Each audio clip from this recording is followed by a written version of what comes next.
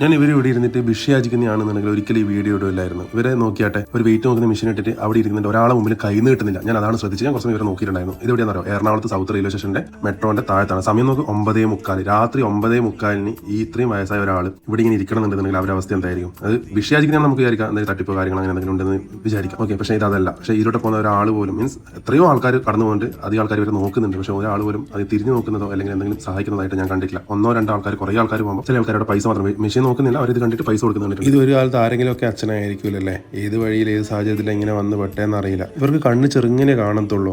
അപ്പോൾ വെയിറ്റ് നോക്കുന്നവർ വന്നിട്ട് അതിന്റെ റീഡിംഗ് അറിയേണ്ടിയിട്ട് ഒരു ടോർച്ച് അവിടെ വെച്ചിട്ടുണ്ട്. അപ്പോൾ ആ ടോർച്ച് അടിച്ച് നോക്കിയിട്ടാണ് റീഡിംഗ് പറഞ്ഞു കൊടുക്കും. അപ്പോൾ ഈ വഴിയിൽ പോകുന്നുണ്ടെന്നുണ്ടെങ്കിൽ നിങ്ങൾ ഈ വീഡിയോ എത്ര ആൾക്കാർ കാണുന്നു പോലും എനിക്കറിയത്തില്ല. നിങ്ങൾക്ക് വെയിറ്റ് നോക്കേണ്ട ആവശ്യമില്ലാന്നുണ്ടെന്നുണ്ടെങ്കിൽ നിങ്ങൾ ജസ്റ്റ് ഒന്ന് കയറിയിട്ട് വെയിറ്റ് നോക്കിയിട്ട് 5 രൂപയെങ്കിലും മൂപ്പർക്ക് കൊടുത്തു കഴിഞ്ഞാൽ അത് ഭയങ്കര സന്തോഷമായിരിക്കും. കാരണം ഒരാളെ മുമ്പിലും ഈ മനുഷ്യൻ കൈ നിട്ടത് ഞാൻ കണ്ടിട്ടില്ല. ഞാൻ അതുകൊണ്ടാണ് ഇങ്ങനെ പറയുന്നത്. അങ്ങനെയാകുമ്പോൾ ഇവർക്ക് എല്ലാ ദിവസവും ഇവിടെ വന്ന് ഇരിക്കേണ്ട കാര്യം ഉണ്ടാവില്ല. നമുക്ക് ഈ പ്രായത്തിൽ ഇവർക്ക് കൊടുക്കാൻ പറ്റും ഏറ്റവും നല്ല കാര്യം വിശ്രമമാണ്.